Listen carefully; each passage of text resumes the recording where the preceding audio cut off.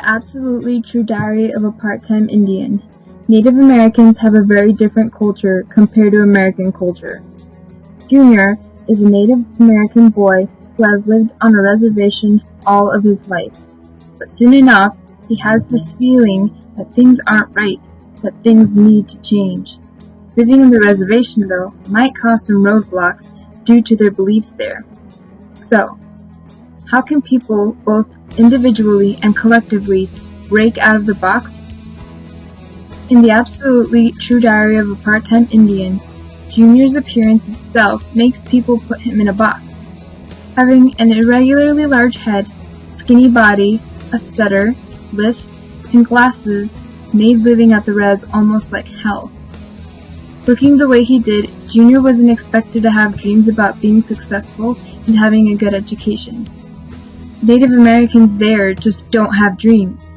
Not even Junior believed he could take a step in the right direction until his teacher told him this. All these kids have given up. All your friends, all the bullies, and their mothers and fathers have given up too. And their grandparents before them, and me, and every other teacher here were all defeated. But not you.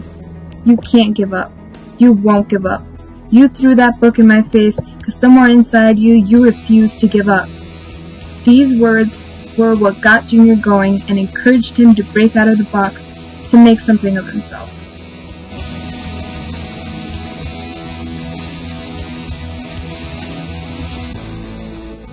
Junior went to a school 22 miles away from the res called Reardon to get a better education.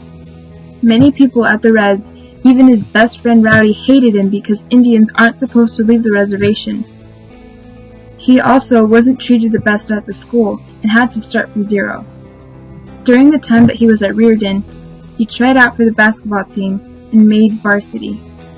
Back home, he would have probably been on the B team, and by making the team, he showed people that he could do things as well as anyone else. Even with his basketball success, one of his teachers at Reardon tried to make him look stupid by telling him, "Okay, Arnold, where did you learn this fact? On the reservation? Yes, we all know there's so much amazing science on the reservation." When a smart white boy raised his hand to say the truth, and Mr. Dodge was so relieved. "Gordy, I'm sure you can tell us the truth." Actually, Gordy said, "Arnold is right about petrified wood. That's what happens." Proving Arnold right. Just like Arnold was expected to be unintelligent because he was a Native American, I was expected to be spoiled, being the youngest in the family. To prove them wrong, I got a job as soon as I could and paid for all my things, like gas, food, clothes, and now my car. Me being the youngest child put me in a box, although it doesn't have to do with my culture. But when it came to Arnold, he was put in a box based on him being a Native American. He says, I know, but some Indians think you have to act white to make your life better. Some Indians think you become white if you try to make your life better, if you become successful." Which brings up this question.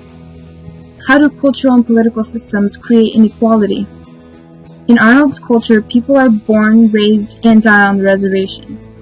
So when Arnold left to go to another school, the other people in his culture frowned upon him and were very mean to him.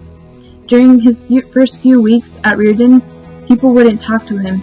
Even when he tried to talk to people and be their friend, they would still ignore him, or they would tell him they didn't want to be friends, just because he was Native American.